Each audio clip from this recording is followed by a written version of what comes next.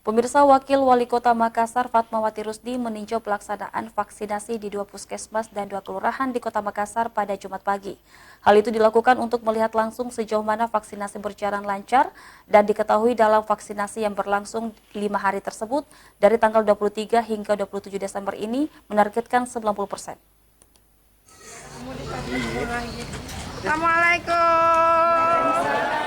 Genjot vaksinasi, pemerintah Kota Makassar terus melakukan percepatan vaksinasi di Kota Makassar guna memenuhi herd immunity.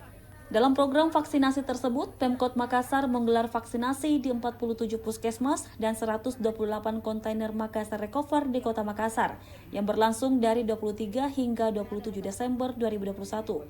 Dengan ketersediaan vaksin cukup mengcover 22.000 warga Kota Makassar.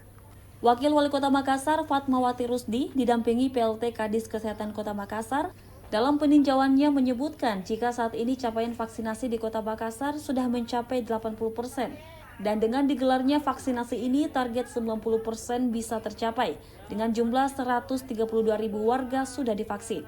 Percepatan mencapai 90%, kita itu sebenarnya sudah 80% ya, berarti data hari ini sudah naik ya.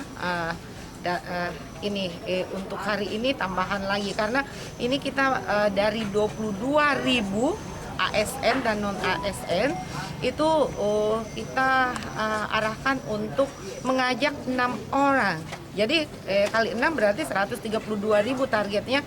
Jadi insya Allah kalau itu bisa tercapai dalam waktu 5 hari sampai dengan tanggal 27 itu kita bisa dapat 90%. Sementara itu dalam peninjauan Wakil Wali Kota Makassar ini, ada 4 lokasi yang ditinjau yakni Puskesmas Andalas, Tarakan, Kelurahan Mampu, dan Malimongan Tua. Tim Liputan Celebes TV.